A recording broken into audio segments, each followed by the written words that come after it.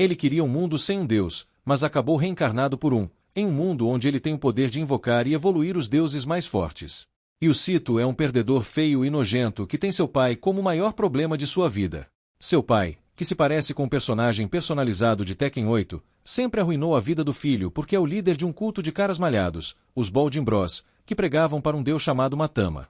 Desde a infância, Cito teve que enfrentar situações estranhas, como brincar com capivaras inofensivas, rezar nas cataratas do Niágara ou receber um tratamento semelhante ao de Joana d'Arc, todas criadas por seu pai, e isso fez com que ele não tivesse amigos. No entanto, a situação mais recente acabou se tornando a mais louca de todas. E Cito estava voltando para casa com sua paixão quando, de repente, os seguidores malucos de seu pai o sequestram e o colocam dentro de uma cesta. A gangue careca então carregou aquela mesma cesta até a beira de um penhasco e contou ao pai de Cito que o tinham comprado. E Cito inicialmente pensa que isso é apenas mais uma das coisas estranhas deles, quando seu pai de repente revela que eles passarão pelo ritual de Muzibai. Eles planejam colocar Cito no mar por 3 dias, e ele sairá como novo líder do culto do grupo. Os homens estão todos felizes com isso, mas Cito começa a entrar em pânico, dizendo ao pai que os romanos fizeram isso há 2000 anos e não acabou bem. No entanto, seu pai lhe dá um sinal positivo, forçando Cito a desistir e aceitar seu destino. Antes de jogá-lo na água, seu pai se aproxima e diz para ele não se preocupar porque algum tipo de armadura de enredo o salvará. Ele diz a Cito para rezar para Matama e pedir para ser purificado e limpo. De repente, um resumo da vida de Cito passa diante de seus olhos e não é engraçado, porque ele está basicamente sendo cozido nessas lembranças. Seu pai o assegura de que ele está abençoado pelo tesouro sagrado e então todos dizem, certo, até mais. Antes de jogá-lo no mar, Cito percebe que nunca teve uma vida decente e afunda no fundo do mar. Seu desejo é que, se realmente houver um Deus, ele deve lhe fazer um favor e deixá-lo renascer em um mundo sem deuses ou religião. Assim, ele pode fazer amigos e ter uma vida normal. Cito de repente ouve a voz de uma garota e então acorda em uma floresta, onde uma garota está basicamente brincando de azul usando o pequeno Cito abaixo. De acordo com seu livro, é uma maneira de deixar um cara animado. Mas ela entra em pânico quando vai longe demais, o que dá a Cito um momento de clareza. Agora, na aldeia, Cito está vestido e se sentindo melhor. A garota pede desculpas, mas ele a tranquiliza que está tudo bem e que ela deve fazer isso de novo. Ela insiste em servi-lo até que ele esteja saudável e explica que trabalha em um restaurante próximo. O nome dela é Laurel e, como pedido de desculpas, ele pode comer lá de graça sempre que quiser. Com seus olhos sem vida, Cito olha ao redor e pensa que este mundo de fantasia deve ser uma história de cara de gelo. Laurel está feliz que ele está feliz e agradece ao livro por ajudá-la. Cito pergunta onde fica a guilda e ela parece confusa. Ele explica que é uma guilda de aventureiros e Laurel acena com a cabeça, como se entendesse. Cito pede que ela lhe mostre o lugar, feliz que sua segunda chance na vida seja em um mundo cheio de espadas e magia. No entanto, ela o leva a um campo, porque ele não vai ser como a Naomi. Ele está na Chilling of the Farm Hero. Cito desiste, pensando que este é um começo chato como aventureiro. De repente, um cara chamado Roy se aproxima dele e avisa que todas as garotas da aldeia são dele, e se Cito tocar em alguém, ele o matará. No entanto, Glenn os interrompe e diz a Roy para não incomodar o novato. Glenn se apresenta e oferece a Cito um trabalho. Ele dá a Cito uma adaga, e Cito a pega, expressando que uma adaga é uma arma clássica de início. Ele pergunta se deve começar derrotando alguns goblins, mas Glenn pergunta o que diabos ele está falando. Cito diz orgulhosamente que está pronto, mas, mais uma vez, não há aventura. Existem apenas uvas, e ele está lá para colhê-las. Enquanto colhe, Glenn se desculpa, explicando que não tem trabalhadores suficientes para a colheita. Cito ainda acredita que é um teste, pensando que estão testando um novo jogador com missões chatas de busca, como coletar 50 melões ou entregar uma carta para algum idiota em outra cidade. Ele decide dar o seu melhor. No entanto, há um problema. Eles colhem demais e não têm como preservar as uvas, portanto, terão que jogar a maior parte fora. Felizmente, Cito propõe fazer vinho com as sobras. Mais tarde, na lanchonete, todos estão felizes enquanto desfrutam do vinho fresco. Roy elogia a ideia de Cito e Cileral revela que o vinho costuma ser caro, mas Cito os ajudou ao fazê-lo. Cito está realmente frustrado porque não está salvando o mundo matando o Senhor dos Demônios. Ele está preso em algum lugar remoto, equivalente a um Cleveland europeu, em vez de lutar contra monstros e conseguir mulheres atraentes em seu grupo. O cara realmente pensa que está em uma situação ridícula. Ele pensa em todas as coisas que fez no mês passado, trabalhando na terra, cuidando de animais, fazendo vinho, mas nada emocionante de ser renascido em um mundo diferente aconteceu com ele até agora. Ele está fazendo nada além de viver em Stardew Valley neste ponto. Oluro entra pedindo ajuda à irmã Sileral para o trabalho. Sileral, apreciando sua bebida, acha fofo ver a irmãzinha trabalhando. As irmãs permitem que o Cito fique na lanchonete que ambas administram. E o Cito está feliz por fazer alguns bons amigos, mas enquanto bebe seu vinho, desabafa, se perguntando onde está sua vida alternativa com espadas e magia. No entanto, no dia seguinte, o Cito está trabalhando quando um homem de repente sai correndo da floresta, gritando para todos correrem. Um monstro está perseguindo o homem. E o Cito não consegue acreditar que finalmente está vendo um monstro de regra 34 das experiências desastrosas da mapa. Roy diz que é uma besta estranha, mas o Cito acha que esse é um monstro de meio para o final do jogo. Roy diz para ele deixar isso com ele, puxa um livro e começa a agitar os braços. E o Cito fica feliz, pensando que Roy sabia magia o tempo todo. No entanto, após folhear algumas páginas, Roy diz a Cito para correr. Eles acabam correndo para a floresta e Roy revela que tiveram sorte por não se machucarem. No entanto, Cito fica emburrado, envergonhado por terem se ferido ao fugir. Ele agarra a gola de Roy, exigindo saber por que eles não lutaram. Roy explica que não tinham chance contra a besta. E o Cito se recusa a aceitar um mundo onde não lutam contra monstros e pergunta sobre o livro que Roy usou. Roy diz que é um livro de estratégias para criaturas estranhas com planos de fuga e informações sobre primeiros socorros.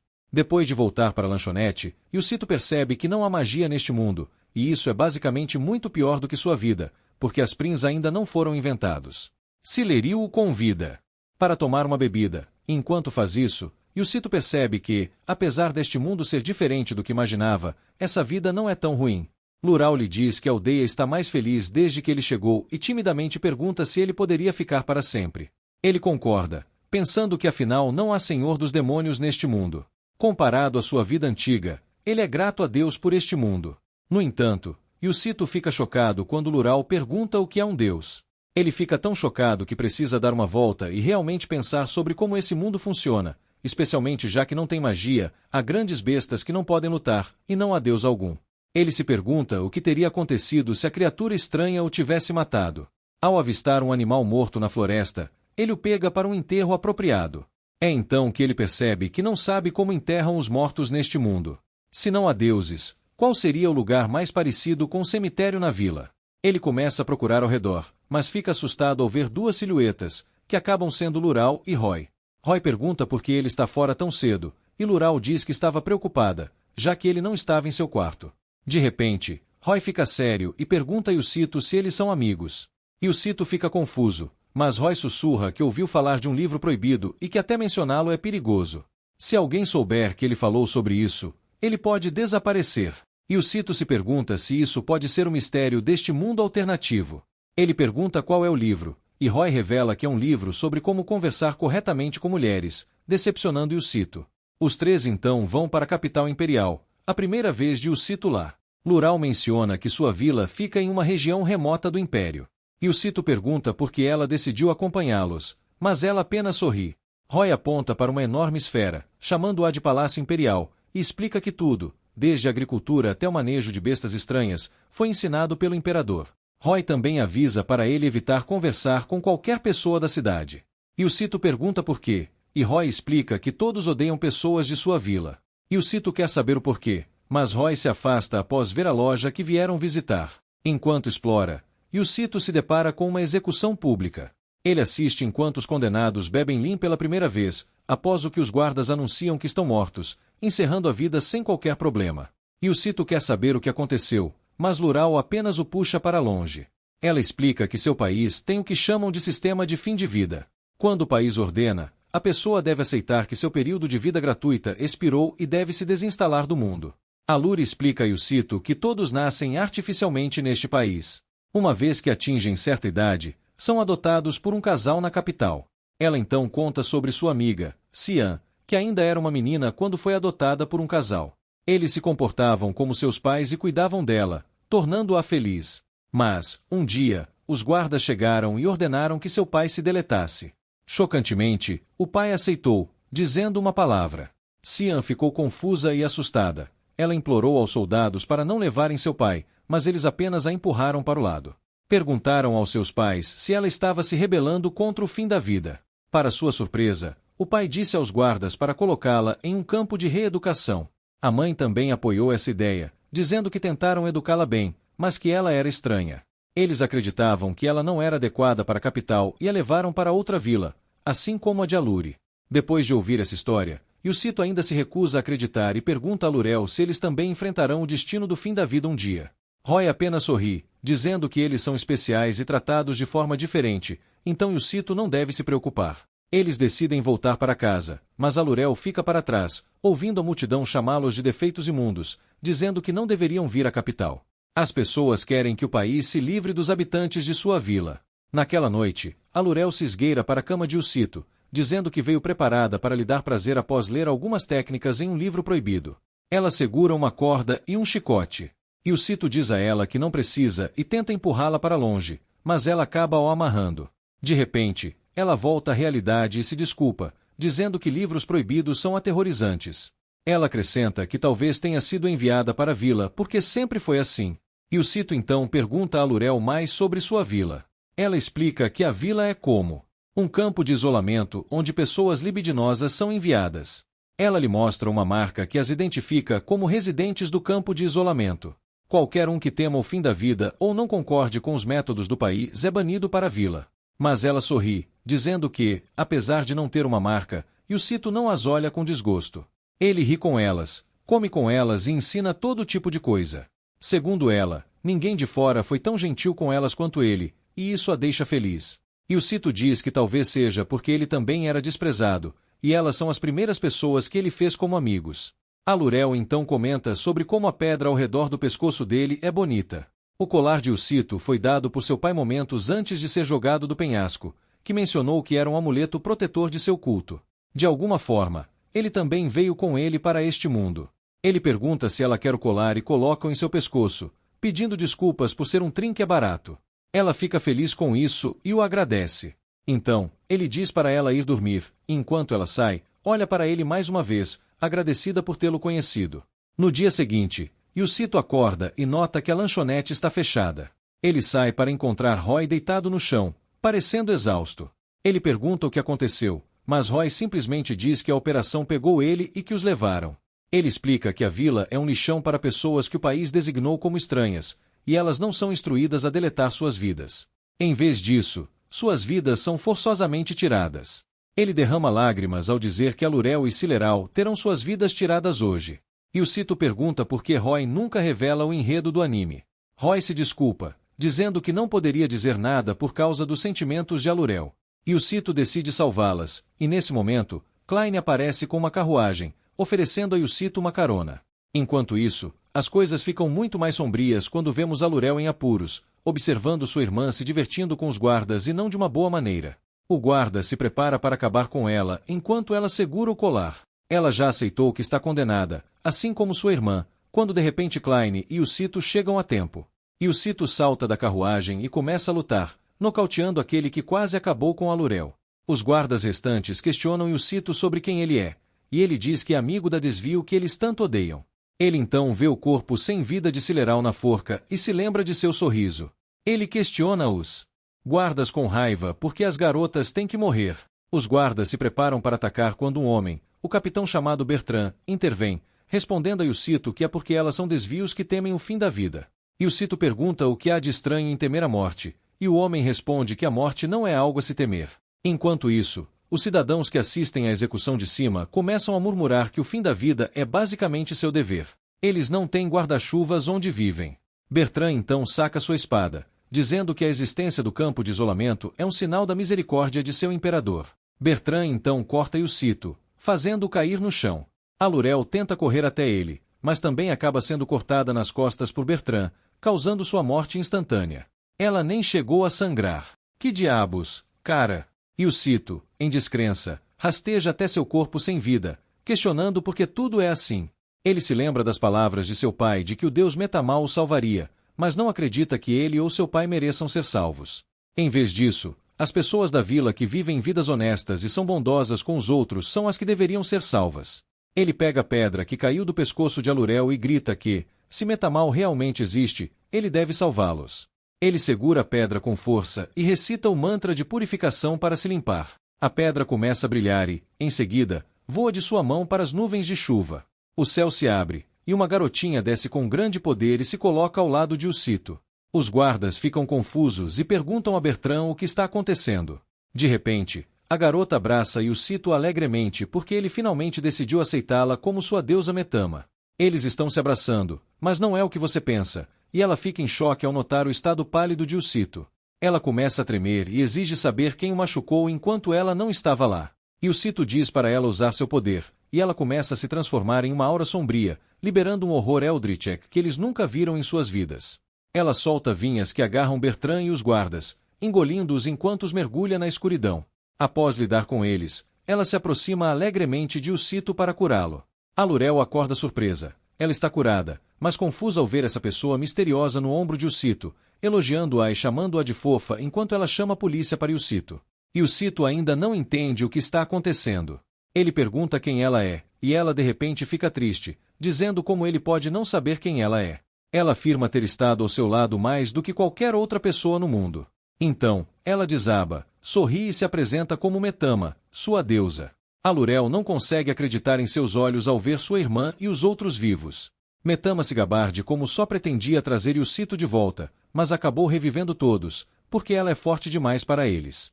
Ucito se pergunta se ela é realmente uma deusa e vê todos que presenciaram tudo se afastarem como se nada tivesse acontecido. De volta à vila, todos ficam chocados ao vê-los retornar. Rick pergunta sobre suas mortes, e Sileral sorri ao admitir que eram Gunners, mas de alguma forma ainda estão vivos. Rick se emociona e sugere uma bebida para comemorar. Todos vão até a lanchonete para tomar um vinho, mas Ucito se sente devastado. Embora as coisas tenham se resolvido, ele está preocupado com a capital imperial. Eles sabem que estão fritos se o exército do imperador aparecer de repente, porque ele basicamente libera algo que eles nunca viram antes. Ele se pergunta como pode proteger a vila, já que são pequenos e não podem enfrentar um exército. A única esperança que tem é Metama. Ucito se volta para Clã e pede mais informações sobre o país. Clã diz a ele que o fim da vida foi estabelecido pelo imperador há centenas de anos. Ucito fica chocado que isso exista há tanto tempo quando, de repente, Metama salta sobre ele com tanta força que quase o derruba. Clã pergunta quem é Metama, e Ucito explica que ela é do mesmo país que ele. Ucito senta Metama em seu colo e pergunta sobre os milagres que seu poder pode realizar. Metama se orgulha e afirma que pode fazer qualquer coisa porque é uma grande deusa. Ucito pergunta se ela pode vencer um exército inteiro. Nosso garoto ainda não consegue acreditar que está com uma deusa, mesmo que Metama tenha basicamente revivido todos enquanto engolia alguns coitados que apenas seguiam ordens. Ela sorri e diz que pode lavá-los com uma onda gigante. Ucito percebe que Metama é realmente todo-poderosa. Ele se sente alegre porque na verdade reencarnou em outro mundo com o código de trapaça definitivo, que é ter uma deusa de estimação. Metama se coloca confiante, ansiosa para mostrar seu poder a Ucito. Ela libera suas habilidades divinas em um copo de vinho para multiplicá-lo. No entanto, o vinho não se multiplica. Em vez disso, ele apenas gira dentro do copo. Metama fica confusa e verifica suas estatísticas de seguidores, apenas para descobrir que não tem seguidores. Ela explica a Ucito que o poder de uma deusa cresce com mais seguidores, e não ter nenhum a transforma em uma criança inútil. Sem TikTok ou Instagram, ela não consegue realmente fazer uma Send ICQG, porque é assim que você compra seus seguidores. Ucito pergunta se ter mais seguidores torna um deus mais poderoso, e Metama confirma isso. Ucito então declara que irá torná-la uma deusa criando a primeira religião neste mundo. Seu primeiro recrutamento é Roy, que concorda entusiasticamente em ser um seguidor. Ucito então anuncia seu plano de criar uma religião chamada Salvação através de Metama, com ele mesmo como líder religioso. Ele tem como objetivo recrutar 10.000 seguidores antes do ataque do exército que se aproxima. Metama prevê que, com tal quantidade de seguidores, seu poder poderia reduzir cidades a cinzas e dividir oceanos. Roy se torna o presidente do departamento de evangelismo e expressa seu desejo de espalhar a fofura de Metama e sua água sagrada do banho. Tito acredita que realizar milagres é a forma mais eficaz de reunir seguidores. Eles também podem tentar o caminho Poetrades, mas isso levará 1000 anos para ser concluído. No entanto, a Metama atual é tão inútil quanto a maioria de nossos espectadores. Ele decide começar com um discurso, se inspirando nos ensinamentos de seu pai sobre como elaborar discursos para enganar as pessoas a se tornarem seguidores. No entanto, Metama descarta a necessidade de um discurso, afirmando que possui sabedoria divina e tem mais de 80 milhões de poder em Rise of Kingdoms. Ela planeja usar essa sabedoria para impressionar os humanos e forçá-los a se ajoelhar diante dela. Eles montam um altar onde Metama se senta, enquanto Yusito e Roy se ajoelham em frente. Isso atrai a atenção dos aldeões, e Yusito aproveita a chance para dizer que Metama é uma deusa capaz de realizar inúmeros milagres. Ela pode reviver os mortos, enviar pobres guardas para outra dimensão e sabe tudo sobre o passado, presente e futuro. Para provar suas alegações, Yusito decide mostrar um dos milagres de Metama. Ele começa a falar, detalhando os problemas de relacionamento de Alural enquanto age como se estivesse possuído. Alguns moradores ficam estupefatos, e Alural, tanto assustada quanto aterrorizada, admite os problemas. Ela se pergunta como Yusito sabe disso e teme secretamente que ele tenha detectado seu amor por ele. Yusito avança com confiança e informa a todos que Metama utilizou seus poderes sobrenaturais para espiar o coração de Alural e expor suas emoções. Alural fica estonteada com essa notícia. Você pode ver porque seus melões começaram a fazer serviço de fãs. Yusito sorri, pensando que está funcionando, uma técnica que ele se refere como o efeito Branum, em que os adivinhos dizem coisas vagas que podem se aplicar a qualquer um, fazendo as pessoas sentirem que é a verdade. Em resumo, isso é um golpe. É um estratagema psicológico interessante para fazer as pessoas acreditarem em Metama, mas não funciona. A seguir, Yusito tenta persuadir a todos de que alguém protegido pelos poderes de Metama não pode ser ferido por uma espada. Para demonstrar isso, Roy é confinado em uma caixa com buracos para espada e Metama, brandindo uma espada, tenta enfiá-la, mas acaba se ferindo ao acidentalmente cravar a espada em Roy. Eles decidem fazer Roy voar colocando-o no telhado e carregando Metama em seu ombro. Roy está aterrorizado, mas Metama apenas sorri. Novamente, falha e Roy cai ao chão. O coitado do Roy está se ferrando sem motivo. Eles tentam chamar a atenção para Metama puxando um Oshinoko, mas não funciona por causa do capítulo 143. Ao final do dia, estão exaustos. Metama se refere a si mesma como uma deusa inútil e impotente, e Yusito perde a fé de que alguém se juntará à sua religião. Ele entende como é difícil estabelecer uma religião e admira as conquistas de seu pai por enganar homens carecas, musculosos e untados com óleo. Ele não deveria ter pensado nele como um frauda. Alural irrompe, gritando sobre problemas.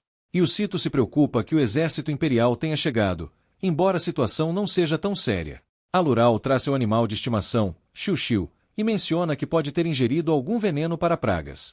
Yusito sugere levá-lo ao veterinário, mas Cilarol explica tristemente que não há veterinários nesse mundo e que a capital imperial não ajudará vidas não humanas. Eles mesmos não têm o remédio ou o conhecimento para tratar Xiu-Xiu. Cilarol conforta Alural, pedindo desculpas a Yusito pela inconveniência, mas enfatizando quão importante Xiu-Xiu é para elas. Enquanto as garotas aguardam pacientemente pela morte de seu animal de estimação, Yusito e Metama irrompem na cena. Yusito segura algumas ervas, mencionando que fez Metama ajudá-lo a encontrá-las, na esperança de que possam agir como um antídoto. Eles preparam um remédio e Yusito o administra a Xiu-Xiu. Enquanto esperam pela recuperação, Metama elogia Yusito, dizendo que seu eu anterior não se importaria o suficiente para fazer algo gentil assim. Yusito concorda, afirmando que mudou, e que, se houver algo que possa fazer para ajudar, ele quer fazê-lo. Contudo, já é tarde demais para Xiu-Xiu, pois o pobre animal começa a mudar de textura de 2D para 3D, enquanto tosse o remédio e seus olhos começam a se fechar, levando Alural e Cileral a chorarem, implorando para que ele não morra. Inspirada pelas palavras de Yusito, Metama se manifesta, estendendo a mão e envolvendo o animal em um raio de luz. Elas ficam chocadas ao ver o bichinho abrir os olhos, completamente recuperado, agora parecendo ter saído de um jogo do Nintendo Switch. Metama os tranquiliza, dizendo que Xiu-Xiu estará bem. No entanto, para surpresa deles, Metama agora tem a aparência de uma mulher idosa e enrugada. Ela explica que usou o poder de Roy, o seguidor pervertido, para ajudá-los, e que isso é tudo o que pode fazer no momento. As garotas expressam sua gratidão a Metama e Yusito. Metama começa a brilhar e verifica suas estatísticas, descobrindo que agora tem 3 seguidores. Sentindo-se rejuvenescida, ela diz que pode usar um bom tanto de poder agora. Yusito fica impressionado e pergunta se ela obtém tanto poder apenas com alguns seguidores. Metama afirma que isso não é normal, especulando que Alural e Cileral podem ter alguma habilidade especial. Yusito começa a pensar que a forma como alguém se torna um seguidor pode afetar a quantidade de poder que Metama pode usar. Por exemplo, As garotas se tornaram seguidoras depois de testemunharem os poderes divinos de Metama, ao contrário de Roy, que deveríamos chamar imediatamente os serviços de proteção à criança por sua admiração por ela. Metama ri, declarando que não é mais uma deusa miserável ou impotente. Ela promete mostrar aos tolos que se recusam a reverenciá-la a extensão de seus poderes, começando por Alural e Sileral. E o Cito a pressiona a se acalmar e não se precipitar. Alural intervém, dizendo que tem um favor a pedir. O grupo se reúne do lado de fora, e Alural faz um pedido especial a Metama. Ela quer que Bertrand e os guardas sejam trazidos de volta. Mas o Cito pergunta o que ela está pensando, porque ele tem certeza de que esses caras enforcaram sua irmã e a mataram antes. Ele questiona por que Alural os quer de volta e ela explica que acha que eles estavam apenas fazendo o trabalho que lhes foi designado, não porque quisessem. Sileral acrescenta que ter mais amigos para beber seria divertido, apesar de esses amigos terem pendurado você no passado. Além disso, Metama poderia protegê-las, caso necessário. E o Cito sabe que eles terão que enfrentar o exército imperial em breve, mas ainda acha arriscado trazer de volta alguém tão perigoso como Bertrand. Metama decide libertar os guardas, soltando-os de sua prisão. À medida que a fumaça se dissipa, uma voz feminina grita sobre ter sido derrotada por uma mera criança. E o Cito, confuso, pergunta quem ela é, e ela se revela como Bertrand. Caramba, Metama realmente o transformou de tal forma que ele se tornou um gato. Sentindo-se envergonhada e aos prantos, Bertrand pede que eles apenas a terminem, porque ela não quer fazer parte da religião de Ucito. Contudo mais calmo, Bertrand conversou com Ucito, adotando uma postura de espada, pronta para desenhar sua lâmina contra ele e culpando-o por sua má sorte. E Ucito aceitou a responsabilidade, reconhecendo que, por causa dele, ela não poderia voltar à capital como uma cavaleira imperial, e que ela não havia desembainhado sua espada porque não receberá uma ordem de seu parasita. E Ucito elogiou a lealdade de Bertrand, mas enfatizou que o Império a havia descartado, e agora ela faria parte de seu R1. Bertrand hesitou em aceitar, mas Ucito insistiu, pedindo que ela admitisse que o Império a havia jogado fora. Finalmente encarando a verdade, Bertrand tomou uma postura adequada. E Ucito ofereceu sua mão, convidando-a a se juntar ao grupo e prometendo criar um lugar para ela ficar. Isso a chocou, e ela corou antes de concordar. Porque o Bru está corando, né? Ela percebeu que o Império nunca aceitaria de volta, e como Ucito a salvou, ela queria retribuir o favor. Enquanto isso, os aldeões trabalhavam nos campos quando um dos monstros apareceu da floresta. Caramba, vocês são feios. Eles decidiram correr, pois não tinham chance. Rick, no entanto, manteve-se firme, apesar de outros estarem dizendo para ele fugir. Felizmente, Ucito chegou com Metama para salvar o dia. Metama declarou que liberaria sua arma definitiva, uma espada que ela criou chamada a Lâmina Divina. Ela deixou ao lado de Rick, ordenando que ele a usasse contra a besta que se aproximava. Rick pegou a espada e partiu para cima da besta, mas foi atingido. O Bru realmente pensa que é Thorfinn ou algo assim, é uma loucura. A espada acabou se revelando enferrujada, e Ucito deu uma bronca em Metama por não saber que uma espada submersa no oceano por muito tempo se torna inútil. Metama argumentou que as lendas diziam que era poderosa, mas Ucito lamentou ter contado com ela, pois as lendas não mencionaram algo chamado ferrugem. À medida que a besta se aproximava, eles gritaram por causa de como um dos monstros era, apenas para serem salvos por Bertrand, que apareceu e espetou a besta na cabeça, parando seu ataque e aterrissando de forma impressionante depois. Caramba, ela está empilhando, hein? Metama estava emocionada ao ver Bertrand, elogiando-a como sua quarta subordinada. Bertrand instruiu todos a ficarem afastados enquanto ela lidava com a besta em movimento.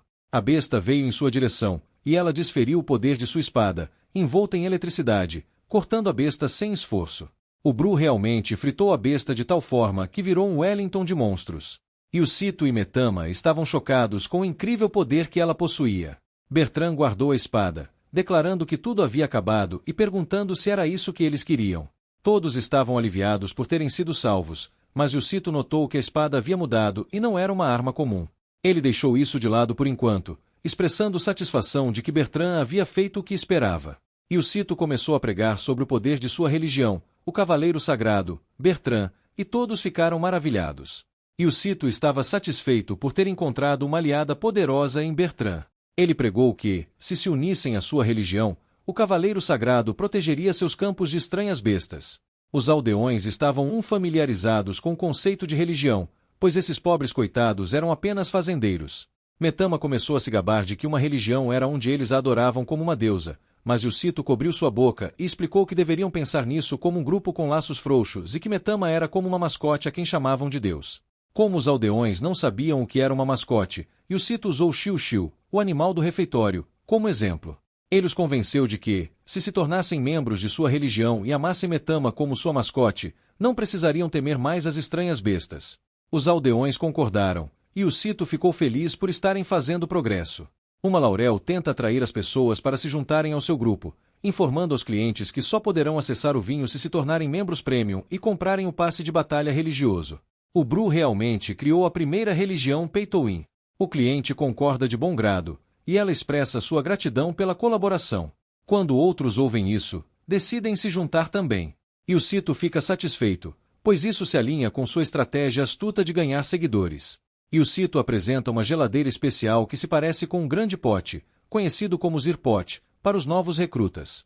Ele explica que eles podem manter sua comida fresca colocando-a dentro. Sileral acrescenta que se juntar ao grupo dará a todos um pote para proteger seus alimentos.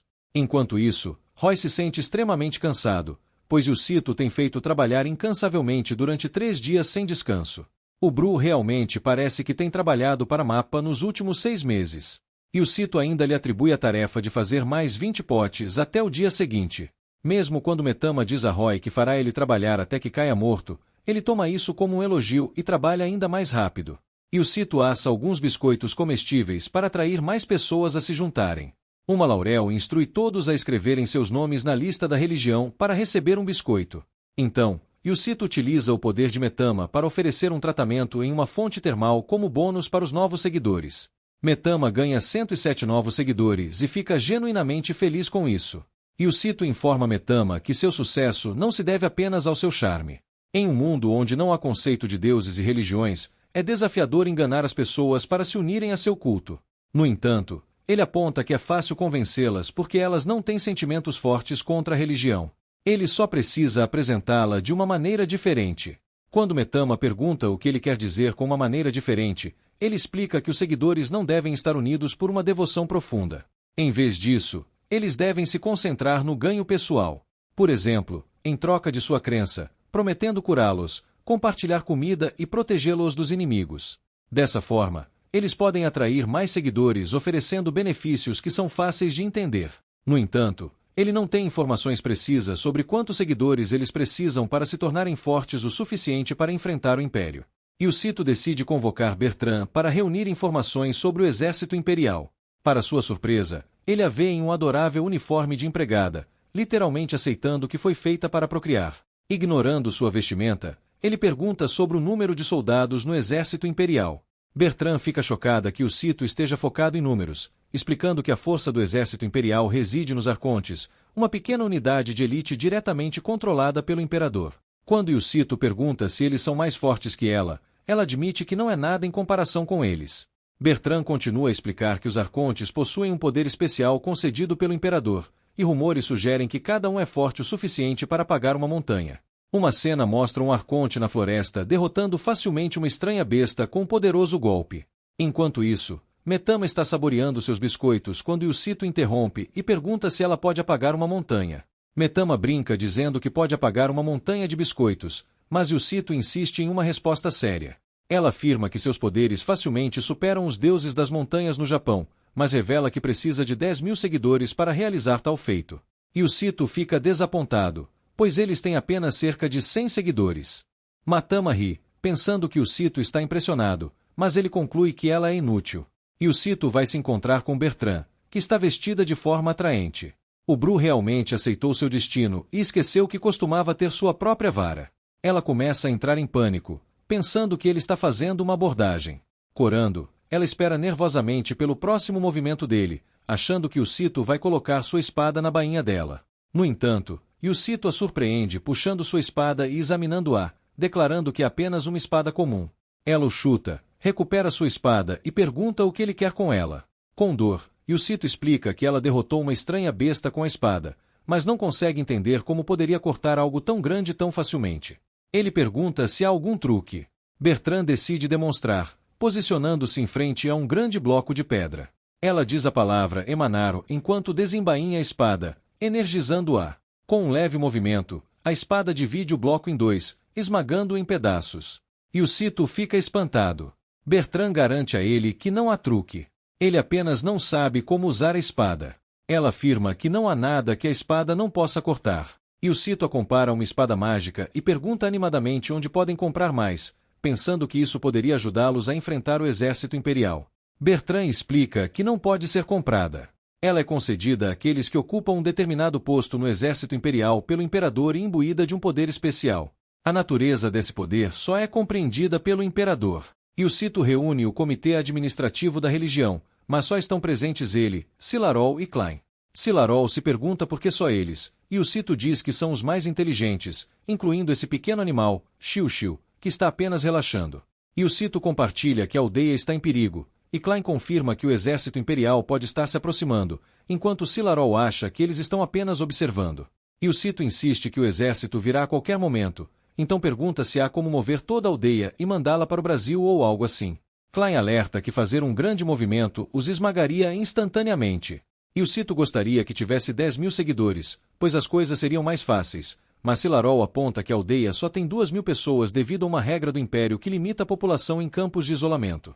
E o Cito pergunta o que ela quer dizer, e Klein explica que há muitas aldeias em campos de isolamento ao redor da capital imperial, vistas como lixeiras para pessoas que o Império considera usuários do Twitter. Klein, então, se encontra com o Cito em particular, perguntando se ele tem um plano para conquistar a capital.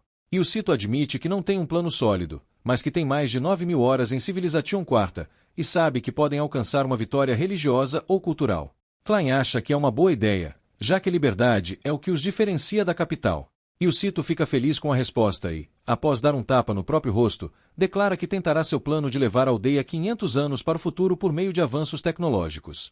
O cara vai conseguir uma vitória científica antes de fazer qualquer coisa. Um mês depois, e o Cito surpreende Klein com sua forte confiança em obter 10.000 seguidores. Klein questiona como isso é possível com apenas 2.000 pessoas em sua aldeia. E o Cito explica a Matama que sua religião não tem um deus chique ou fundador, e Matama, que está presente na sala, não gosta dessa afirmação. E o Cito continua dizendo que está ampliando seus seguidores subornando-os para se tornarem crentes, mas ele precisa expandir seu escopo. Cilerila pergunta o que ele quer dizer. E o Cito sorri e diz que eles vão usar os poderes de Matama para levar a aldeia ao futuro. Ele diz a ela que estão contando com ela. Matama fica emocionada porque o Cito finalmente acredita nela. Primeiro, Matama cria tratores e transforma Roy em algo que parece que uma inteligência artificial o animou. Roy usa os tratores para arar os campos em frente aos aldeões. Os aldeões ficam confusos porque as texturas 2D de Roy são de alta definição, e o Cito diz que é a ferramenta divina de Matama. Ele anuncia que aqueles que seguem Matama podem usar essas ferramentas divinas. Todos concordam, mas Matama está no chão se sentindo cansada. E o Cito ri maliciosamente, dizendo a ela para começar a produzir tratores, implementos e combustível para todos, basicamente pulando a árvore tecnológica agrícola e indo direto para a produção. Todos estão animados, exceto Matama, que está cansada de usar seus poderes. Matama está se sentindo ótima novamente, com seus seguidores agora em 9 de 27, e ela está empolgada que todos estão reconhecendo sua grandeza. E o Cito está curioso sobre o que vem a seguir, justo quando uma louro volta com um balde de água. Infelizmente, uma louro tropeça, derramando água sobre si mesma e reclamando que agora ela é apenas uma garota genérica usada para fanservice. E o Cito sorri, tendo outra ideia. Ele apresenta uma pia com uma torneira, surpreendendo uma louro com fácil acesso à água. E o Cito afirma que a água é uma proteção divina, e eles abençoarão a casa de cada crente com ela. Logo, eles inventaram eletricidade, e todos celebraram. Roy elogia as luzes instaladas por Cito e Matama. Os aldeões estão felizes por agora poderem desfrutar de bebidas até a noite. E o Cito leva Clã e Bertrand a um penhasco, mostrando-lhes a vila iluminada.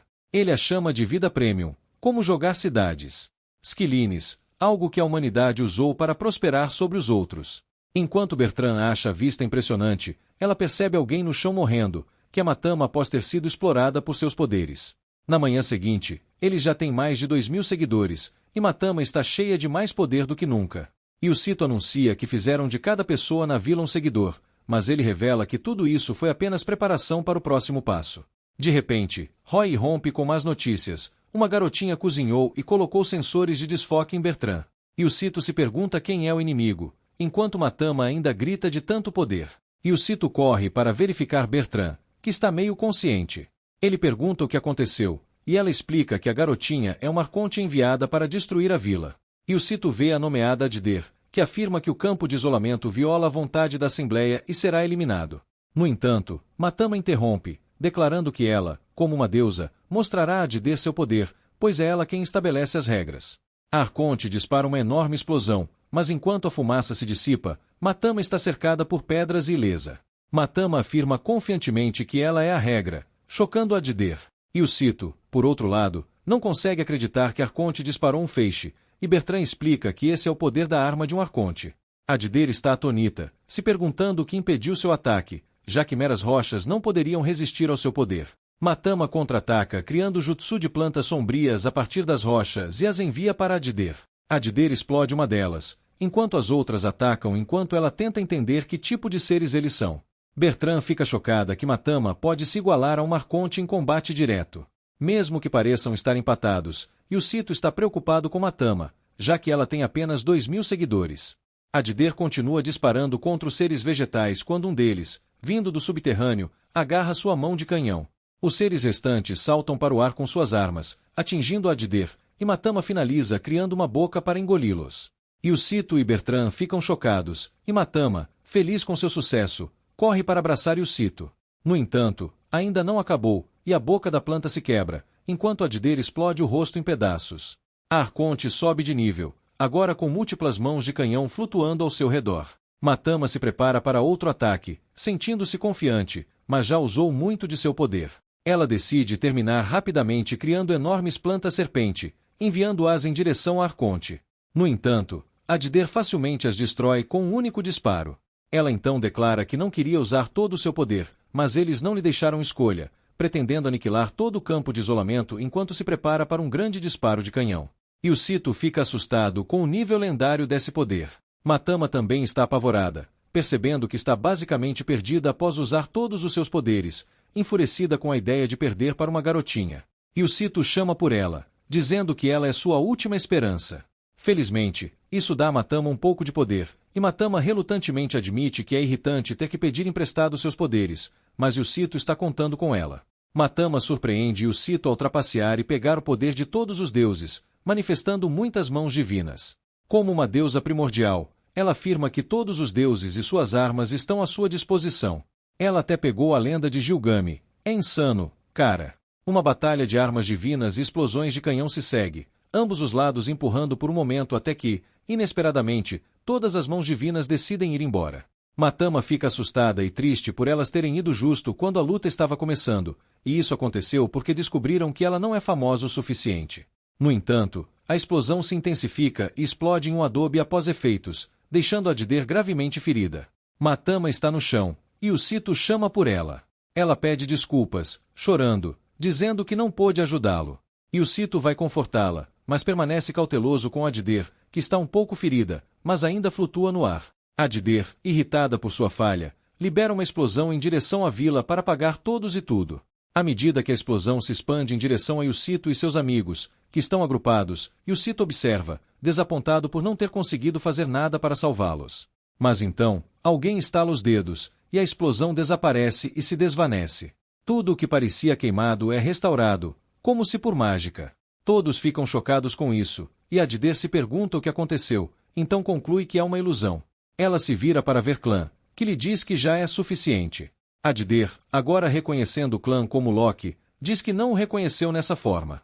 Loki provoca ela, dizendo que ela está ficando lenta se não o reconheceu em forma humana. A confusão ainda persiste entre todos. Loki esclarece que não há homem chamado clã e aprecia como trataram-no tão bem, como se o conhecessem. Ele desfaz sua ilusão, revelando sua verdadeira forma e se apresenta como Loki, um dos principais arcontes. Caramba, esse anime é muito bom, eles transformam os caras em mulheres atraentes. Bertrand percebe que Loki havia se infiltrado na vila para monitorá-los. Adder pergunta se Loki os traiu e exige uma explicação dele, preparando-se para atacá-lo dependendo de sua resposta. No entanto, Loki se materializa e reaparece atrás de Cito e Matama, dizendo a ambos que é hora de assassinar o imperador. A surpresa toma conta de Cito enquanto observa tudo se desenrolar. Adder pergunta a Loki por que ela está discutindo o assassinato do imperador, o que só aumenta a surpresa de Cito. Ele se pergunta se Loki está alinhado com o Imperador, mas ela declara sua disposição em ajudar Yusito por causa de seu desejo de desmontar o Império. Acusando Loki de traição, Adder se prepara para lançar um ataque, mas Loki a engana com uma ilusão, perfurando-a rapidamente pelas costas e restringindo-a com um dispositivo em forma de caixa. Yusito e os outros ficam em choque ao testemunhar Bertrand, também algemada, se contorcendo no chão. Instruindo-os a seguir, Loki os leva ao coração da capital imperial, onde cavaleiros armados que se assemelham a estátuas fazem a guarda. Ela os guia até uma porta imensa, revelando-a como a entrada da Câmara do Imperador. Ao entrar, eles se encontram na Sala do Trono, com o Imperador sentado em seu trono. Loki sinaliza para que se aproximem. Passando lentamente pelos guardas, Adder corre até o trono, ajoelhando-se diante do Imperador, admitindo sua falha em erradicar o acampamento rebelde e permitindo que os insurgentes o confrontassem. O Imperador elogia Loki e Adder por seus esforços. Yusito fica surpreso ao ver o Imperador. Ao se dirigir a ele diretamente, o Imperador parece ter antecipado sua chegada. Sentindo-se atordoado, Yusito se prepara para se defender. O Imperador revela que está ciente dos planos de Yusito de reviver Deus e reintroduzir a religião. Perdido em pensamentos, Yusito fica surpreso com o conhecimento do Imperador sobre Deus, um fato conhecido por poucos. Crescendo entediada com o discurso do Imperador, Matama boceja e nota uma coluna distante. Enquanto Yusito ainda está contemplando, ela destrói a coluna, fazendo voltar a atenção. Observando que a coluna pode ter afetado o comportamento de todos, ela revela que ele e Adder têm conversado com o indivíduo falecido o tempo todo. À medida que projeções holográficas na sala começam a desaparecer, uma esfera preta com fios vermelhos é revelada. Telas surgem atrás e ao redor do trono. Loki sorri, comentando que sabia que Matama descobriria a verdade rapidamente. Enquanto sobe as escadas para o trono, ela diz a Adder e Yusito que tudo o que viram era falso, criado pelas máquinas da sala. Ela chuta o esqueleto do velho imperador para fora do trono, fazendo descer as escadas com a cabeça rolando até os pés de Adder. Adder está tão chocada que não consegue falar, encarando Loki, que casualmente ocupa o trono. Loki revela a verdade, afirmando que o imperador faleceu há muito tempo, e o império tem sido governado pelas máquinas da sala configuradas pelo imperador antes de sua morte. Ela confessa que tem os monitorado por anos, mas ainda não entende completamente como funcionam. Loki explica que essas máquinas analisam e regulam tudo, desde as finanças do império, alimentos e população até fenômenos naturais. Ela chama de Assembleia, afirmando que o país está sob seu controle há muito tempo, mais do que conseguem imaginar. Adder permanece profundamente surpresa e luta para acreditar nas palavras de Loki. Yusito começa a ligar os pontos, percebendo que todo o império estava sob o controle da Assembleia. Ele pensa que essas máquinas superam o nível tecnológico de seu mundo anterior. Yusito continua pensando mais profundamente, e Matama explica que ele está milhares de anos no futuro em comparação com seu antigo mundo, que já foi destruído. Yusito fica sem palavras. Ela continua, revelando que a civilização se destruiu, e um punhado de sobreviventes inteligentes ergueu uma nova civilização para evitar um destino semelhante, abolindo a crença em todas as divindades. Yusito fica apavorado com essa revelação, segurando os ombros de Matama e perguntando urgentemente o que o mundo se tornou. Matama aconselha-o a se acalmar e identifica-o como a Shiara conhecido como Nakatsukuni, que equivale à Terra em termos de Yusito. Ela transportou Yusito para longe no futuro da Terra, incapaz de processar tudo. Yusito entra em pânico. Ele questiona repetidamente Matama sobre por que ela o trouxe aqui, e ela responde que foi porque ele desejou. Em um flashback, os seguidores religiosos do pai de Yukito o jogam no mar, fazendo-o se afogar. Matama explica que encontrar um momento na história com todas as situações que Yukito desejou não foi fácil. Ela pergunta animadamente se fez um bom trabalho, seus olhos brilhando como uma estrela. Yukito, triste, percebe que os deuses o manipularam o tempo todo e lamenta a terribilidade de todos os deuses. Loki sinaliza para Matama destruir todas as máquinas na sala, pretendendo acabar com o Império.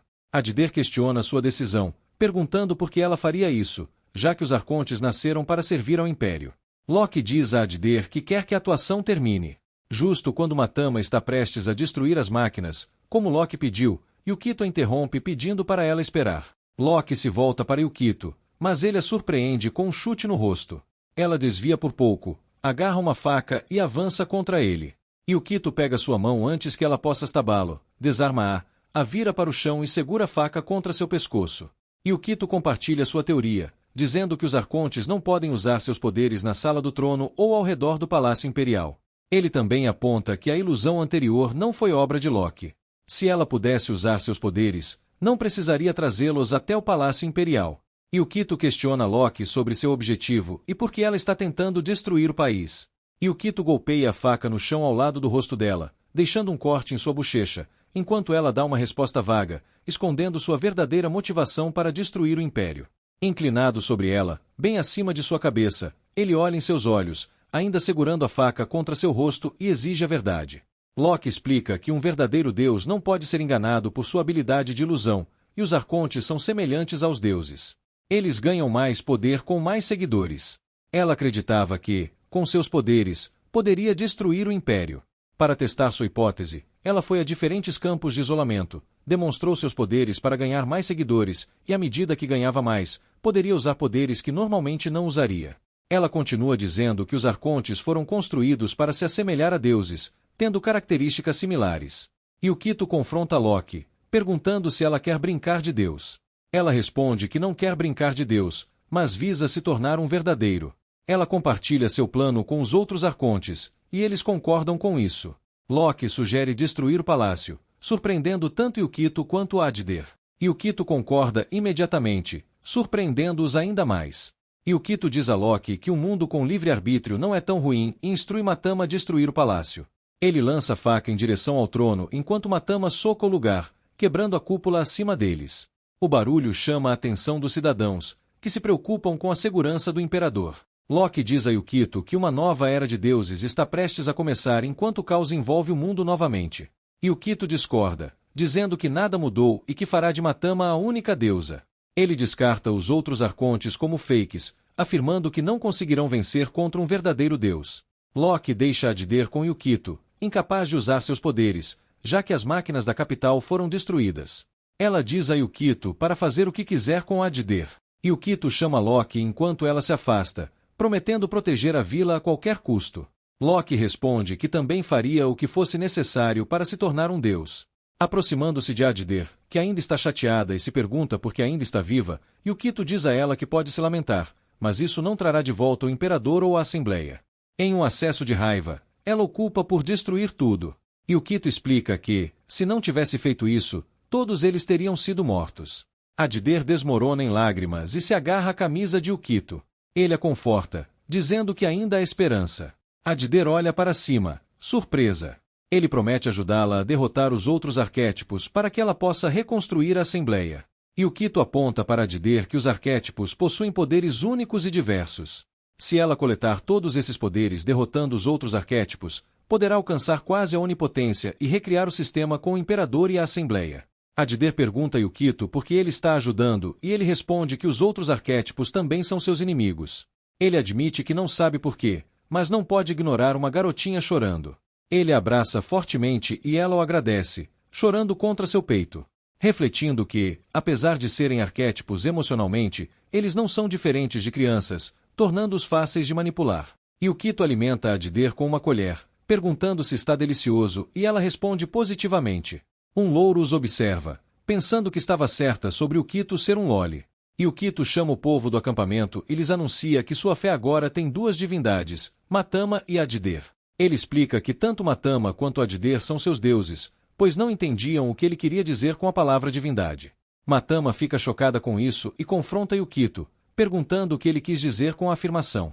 Assim que ela está confrontando Yukito, um contador aparece acima de sua cabeça mostrando o número de seguidores que ela tem. O mesmo contador aparece acima da cabeça de Adder, que ganhou mais da metade dos seguidores que Matama tinha originalmente, fazendo Matama perder metade de seus seguidores originais. Yukito sinaliza para Adder experimentar os poderes que ganhou com os seguidores. Adder amarra uma fita na cabeça antes de liberar uma poderosa explosão de energia de suas mãos, que viaja através de um rio e desintegra uma rocha.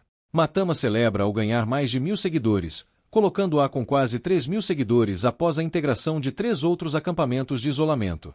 Ela para de celebrar ao olhar para Adder, que tem 300 seguidores a mais do que ela. Riki irrompe na presença de Yukito, interrompendo sua contemplação e informando urgentemente sobre uma besta peculiar atacando. Ele avisa Yukito e os outros que Roy está em perigo. Roy, carregando uma garota, evita desesperadamente a estranha besta, mas está prestes a ser atropelado. No último segundo, Adder libera uma explosão de sua mão, perfurando a estranha besta e controlando a situação. Yukito se aproxima rapidamente com Matama em seus braços, expressando preocupação com o bem-estar de Roy. Roy garante a ele que está bem, mas a garota que ele carrega está gravemente ferida. Aproximando-se da misteriosa garota, Adder elogia seus movimentos habilidosos e a instrui a se levantar. A garota, se apresentando como Gaia, uma das principais arquétipos com o poder de controlar bestas estranhas, pergunta sobre seu grupo religioso. Yukito questiona as intenções de Gaia, e ela revela um desejo de discutir algo crucial. Gaia explica sua situação, sendo atacada porque não conseguiu controlar as bestas estranhas. Em uma cena posterior na cantina, Matama zombeteia de Gaia por ter apenas 2 seguidores em comparação aos seus 3.000, afirmando que Gaia deve adorá-la e obedecê-la. Yukito inicia uma conversa com Gaia sobre suas dificuldades em controlar as bestas estranhas devido à falta de seguidores.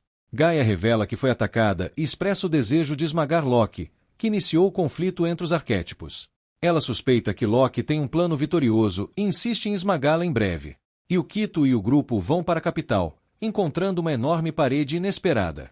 Yukito pondera sobre seu propósito, e assim que Matama se prepara para usar seu poder para quebrá-la, Gaia aconselha contra isso. Gaia propõe uma solução alternativa e revela sua habilidade de criar bestas estranhas, deixando Yukito perplexo com seu poder duplo de controle e criação.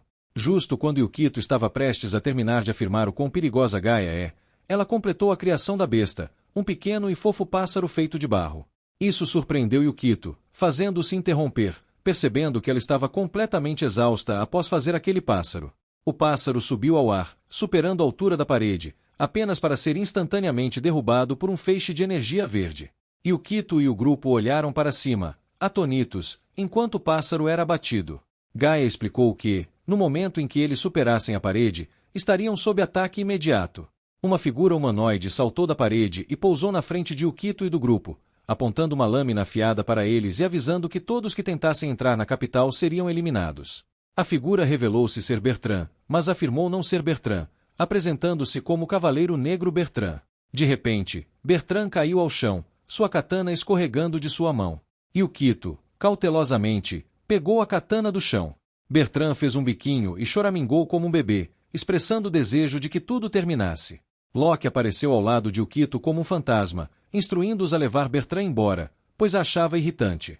Yukito, surpreso com a súbita aparição de Loki, cravou a katana em seu pescoço, decapitando-a. No entanto, a cabeça e o corpo se desintegraram, reaparecendo muito atrás deles, rindo e afirmando que Yukito era muito impaciente. Loki questionou Yukito sobre o que ele estava fazendo na capital com Matama, Gaia e o resto do grupo. Matama declarou orgulhosamente a Loki que ela não era uma rejeitada e que tinha mais de 10.000 seguidores. Loki rebateu, revelando que tinha mais de 1.120.000 seguidores. Yukito riu, expressando sua surpresa com a quantidade tão baixa de seguidores que Loki tinha. Todos, incluindo Loki, ficaram surpresos com a afirmação de Yukito enquanto ele caminhava para trás, anunciando que estavam voltando para casa, pois não havia necessidade de mais reconhecimento. Yukito chamou Loki, alertando-a que se ela os atacasse imprudentemente, teria sido decapitada. Com um sorriso sarcástico, ele se afastou. De volta à base, ele os avisa que um ataque imprudente a Loki teria resultado na morte de todos. Alural ficou chocado com a bravata que Yukito acabará de fazer. Yukito expressou sua surpresa com o inesperado número de 1 milhão de seguidores e considerou um milagre que conseguiram escapar. Yukito instrui Bertrand a compartilhar a situação dentro da capital, já que ela estava lá e é a única em quem podem confiar. Ela explica que, após a morte do imperador, a capital perdeu a ordem, mas quando Loki entrou no Palácio Imperial, as pessoas começaram a se comportar de maneira ordenada novamente, como costumavam fazer.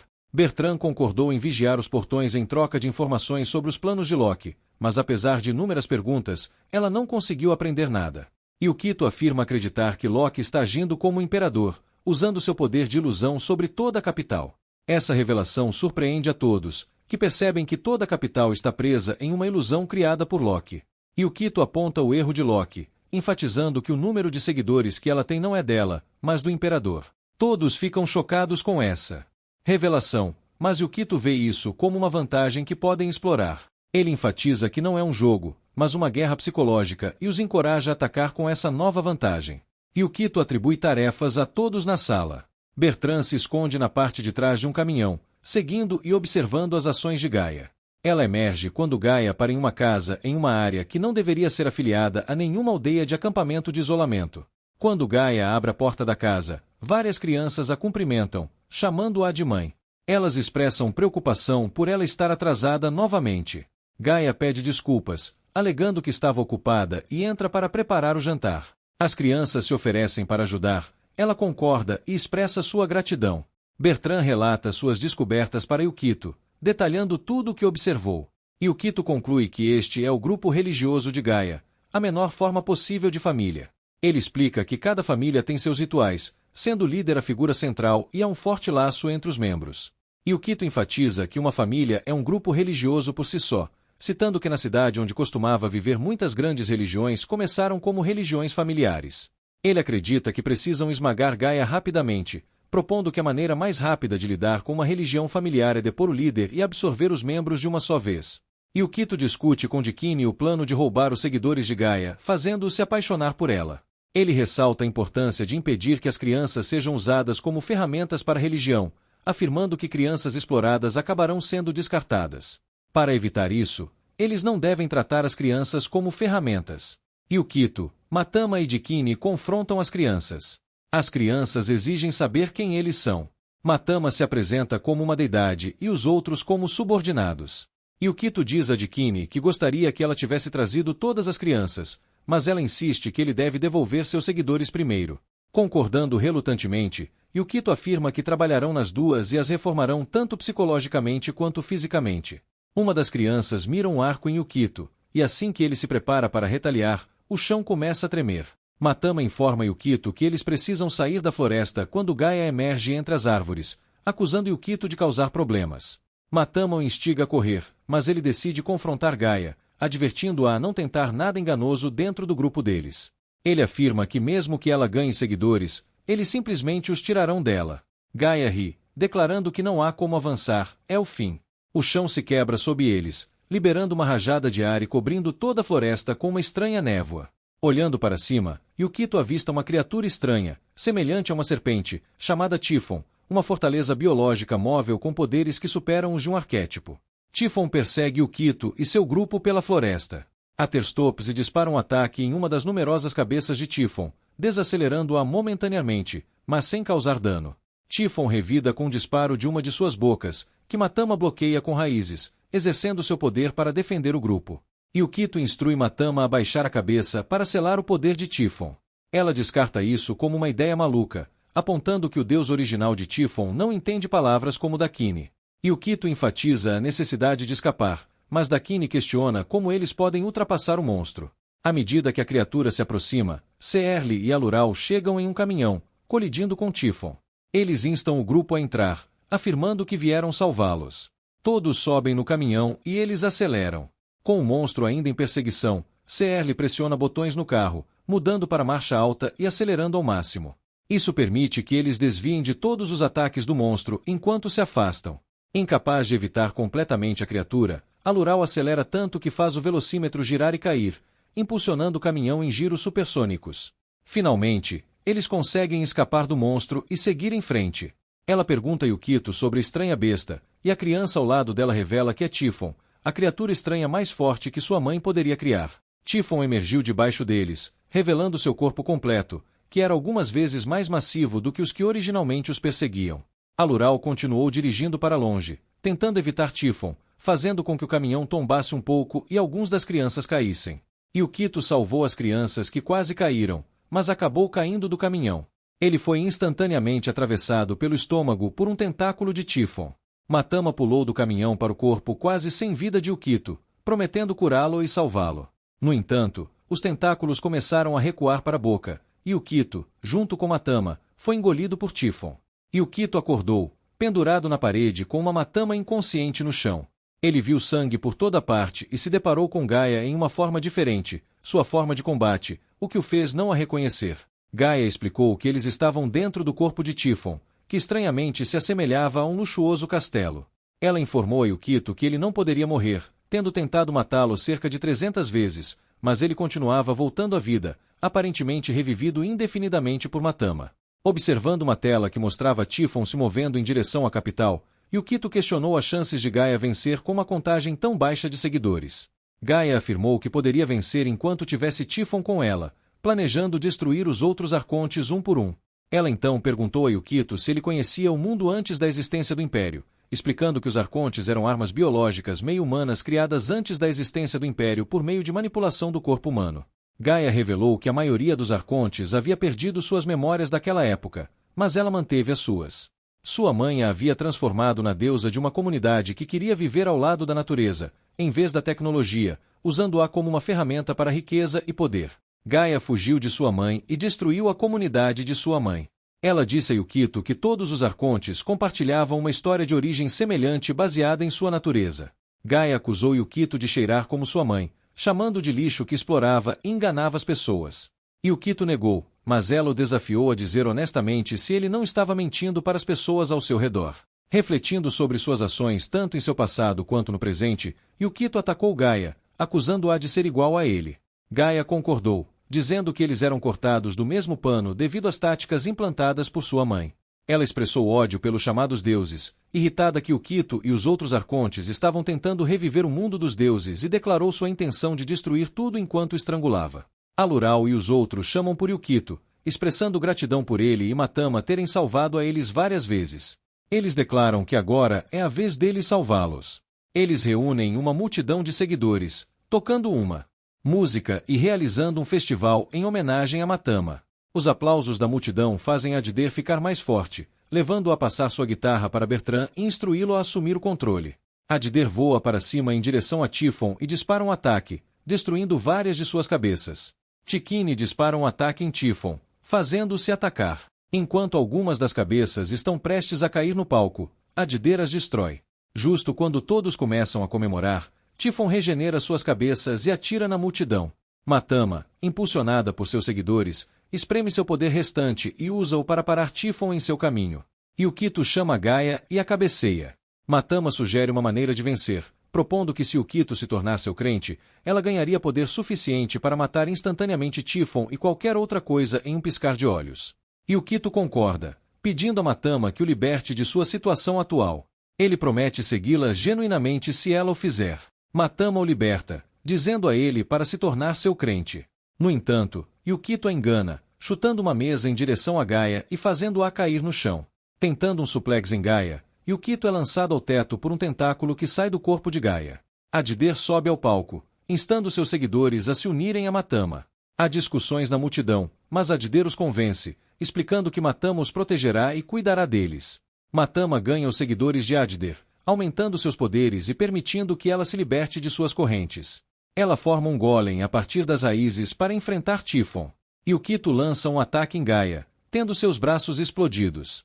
Eles se regeneram quase instantaneamente, e ele a agarra pelo pescoço. Gaia fere seu estômago, fazendo-o recuar por um momento. No entanto, ele a soca na cabeça, derrubando-a no chão. Yukito informa Gaia que, enquanto Matama o curar, ele ignorará qualquer dano que sofrer. Matama confronta Gaia por ter ferido o corpo de Yukito. Yukito agarra Gaia pela cintura, a derruba no chão, e ela transforma seu braço em tentáculos, tentando estrangulá-lo.